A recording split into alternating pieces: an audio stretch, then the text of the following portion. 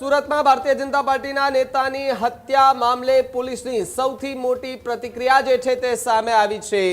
રાતના 12:30 વાગે આજુબાજુ જે મરણ જનાર છે જય દલાલ એ તેના મિત્રો સાથે રોડ નંબર 6 જે છે ભંગારની દુકાન ત્યાં ઊભા હતા અને તે વખતે 3 ઈસમો ટુ વ્હીલ ઉપર આવે છે અને જે મરણ જનાર છે જય નગીનભાઈ દલાલ એમને ચપ્પુના ઘા મારે છે। હત્યાનું મૂળ કારણ અત્યારે એવું પ્રાથમિક જણાઈ આવેલ છે કે અગાઉ 3 મહિના અગાઉ આરોપી અને મરણ જનાર વચ્ચે ઝઘડો થયેલો। આખો વિડીયો જોતા પહેલા હજુ પણ અમારી ચેનલને સબસ્ક્રાઇબ નથી કરી તો YouTube પર સબસ્ક્રાઇબ કરો અને Facebook અને Instagram પર ફોલો કરો।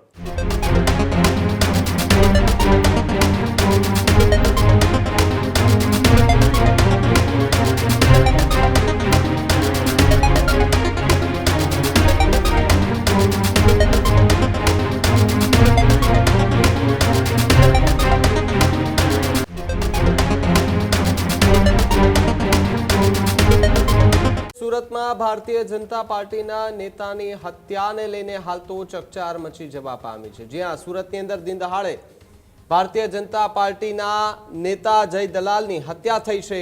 યુવા મોરચાના વોર્ડ પ્રમુખને તીક્ષ્ણ હથિયારના ઘા ઝીકી અને તેમની હત્યા નિપજાવી છે। સમગ્ર ઘટનાના સીસીટીવી ફૂટેજ પણ સામે આવ્યા છે। જય દલાલ નામના યુવકનું સારવાર દરમિયાન મોત થતા ચકચાર મચી જવા પામી છે। સીસીટીવીમાં આરોપીઓ બિલ્ડિંગમાં ઘૂસતા જોવા મળ્યા છે। આરોપીઓ બિલ્ડિંગમાંથી બહાર નીકળતા પણ જોવા મળ્યા, એટલે કે હત્યા સમયે તેઓ અંદર ગયા તે પણ દેખાયું, હત્યા કરી અને બહાર આવ્યા તે પણ સીસીટીવી કેમેરામાં કેદ દ્રશ્યો થયા છે।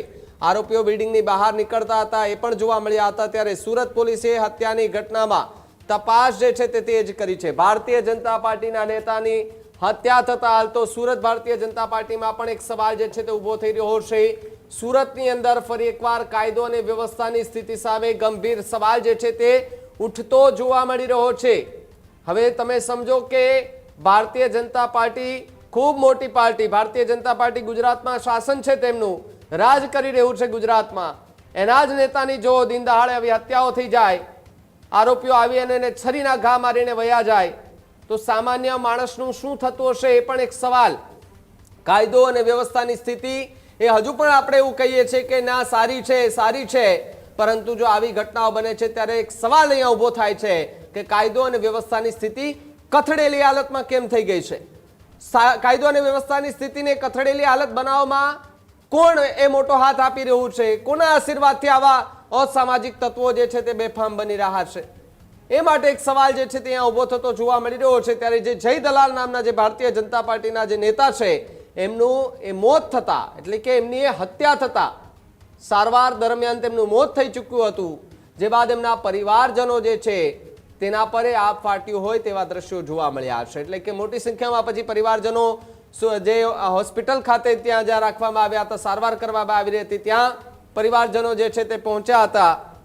પરિવારજનો પહોંચ્યા બાદ જેઓની આંખોમાં એ આંસુ હતા પોતાના દીકરાને ગુમાવવાથી, પોતાની એમની માં જે છે એ ભાંગી પડી હતી અને જે આરોપીઓ છે તેમને કડકમાં કડક સજા થાય તેવી માંગ કરવામાં આવી। જો આ સીસીટીવી આપને એ સ્ક્રીન પર દેખાતા હશે કે જ્યાં બાઇક પર અસામાજિક તત્વો આવે છે, હત્યા કરી અને પછી ત્યાંથી નીકળી જાય છે, છરીના ઘા જે છે તે એટલી હદે મારે છે કે સારવાર દરમિયાન એ જીવ જે છે તે બચી નથી શકતો અને તેમનું મોત થઈ જાય છે। ત્યારે જય દલાલ નામના યુવકનું સારવાર દરમિયાન મોત થતા હાલ તો ચકચાર મચે છે અને હત્યા થયા બાદ જે સીસીટીવી ફૂટેજ છે જે ઘટના સ્થળના તે પણ હાલ સોશિયલ મીડિયા પર વાયરલ થઈ રહ્યા છે। સુરતમાં ભારતીય જનતા પાર્ટીના નેતાની હત્યા મામલે પોલીસની સૌથી મોટી પ્રતિક્રિયા જે છે તે સામે આવી છે। 3 શખ્સો ચપ્પુથી ઘાતકી હુમલો કર્યો હોવાની વાત એસીપી ચિરાગ વડોદરિયા છે તેમણે કરી। મૃતક અને આરોપીઓ વચ્ચે 3 માસ પૂર્વે ઝઘડો થયાનો ખુલાસો થયો છે। ત્રણેય હુમલાખોરોની ઓળખ પણ થઈ ગઈ હોવાની વાત એસીપીએ કરી છે। તો આ તરફ હુમલાખોરો વિરુદ્ધ પાસા અંતર્ગત એ કાર્યવાહી કરવામાં આવી છે। કિશન ચકલી નામનો આરોપી એ ગુનાહિત ઇતિહાસ ધરાવતો હોવાની પણ વાત છે। 2 વ્હીલર પર એ હુમલાખોરો આવ્યા હોવાની વાત છે, જ્યારે સીસીટીવીમાં પણ વાત સામે આવી છે। યુવા મોરચાના વોર્ડ પ્રમુખને તીક્ષ્ણ હથિયારોના ઘા ઝીકી અને મોતને ઘાટ ઉતાર્યા। ઉધના રોડ નંબર 6 વિસ્તારમાં યુવકની જાહેરમાં કરપીણ હત્યા કરવામાં આવી હતી। જય દલાલ નામના યુવકનું સારવાર દરમિયાન મોત થતા સુરતભરમાં જે છે એ ચકચાર મચી જવા પામી છે। ત્યારે ઉધના રોડ નંબર 6 આવેલો છે તે જ વિસ્તારમાં મોડી રાત્રે હત્યાનો બનાવ બન્યો, જે બાદ જે મૃતક છે તેની ઓળખ કરવામાં આવતા તે ભારતીય જનતા પાર્ટી સાથે જોડાયેલો ચહેરો હોવાની વાત સામે આવી છે। એટલે કે જે મૃતક છે તેઓ યુવા મોરચાના વોર્ડ પ્રમુખ છે તેમની હત્યા કરવામાં આવી। જો કે અહીંયા એ પણ ખુલાસો થઈ રહ્યો છે કે 3 માસ પૂર્વે એક બબાલ થઈ હતી, ઝઘડો થયો હતો, જેની ખાર રાખી અને આરોપીઓએ તેમને મોતને ઘાટ ઉતાર્યો છે। એકલો જોઈને જે 2 આરોપીઓ આવ્યા હતા, 2 થી 3 આરોપીઓ, તેમણે ચપ્પુના ઘા ઝીકી અને તેમને મોતને ઘાટ ઉતાર્યાનો પોલીસ તપાસમાં મોટો ખુલાસો થયો છે। ગુનાની હકીકત એ રીતની છે કે આજના રાતના 12:30 વાગે આજુબાજુ જે મરણ જનાર છે જય દલાલ એ તેના મિત્રો સાથે રોડ નંબર 6 જે છે ભંગારની દુકાન ત્યાં ઊભા હતા અને તે વખતે 3 ઈસમો 2 વ્હીલ ઉપર આવે છે, જેમાં કિશન પરમાર, પંકજ પાટીલ અને મિલંદ કોળી હોય છે। તો તે 3 જણા આવે છે અને જે મરણ જનાર છે જય નગીનભાઈ દલાલ એમને ચપ્પુના ઘા મારે છે અને ત્યાંથી ભાગી જાય છે, જેથી જય દલાલનું એપલ હોસ્પિટલ ખાતે સારવાર દરમિયાન મરણ થાય છે। સર, હત્યાનું પાછળનું કારણ શું છે? આરોપીઓનું શું નામ છે? શું કામ?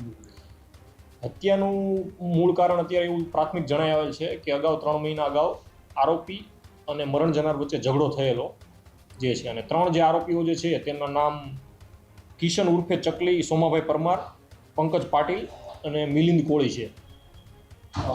સર, કઈ અદાવત હતી કે આરોપીઓના પાસાથી કરવામાં આવ્યા હતા કે અદાવત રાખીને ત્યાંથી માર્ચ મહિનામાં જે આરોપી છે કિશન ઉર્ફે ચકલી, સોમાભાઈ પરમાર, એમની પાસા કરવામાં આવેલી હતી અને અગાઉ 3 મહિના પહેલા ઝઘડો થયેલો હતો આરોપી અને મરણ જનાર વચ્ચે। આરોપીઓનો ગુનાહિત ઇતિહાસ શું છે અને મરણ જનાર એ આ અંગે અત્યારે તપાસ ચાલુ છે। કોઈને અટકાયત છે? આરોપીઓને પકડવા માટેની તજવીજ ચાલુ છે। આ જ પ્રકારની તમામ અપડેટ જોવા માટે ન્યૂઝરૂમ ગુજરાતને લાઇક, શેર અને સબસ્ક્રાઇબ કરવાનું ભૂલતા નહીં।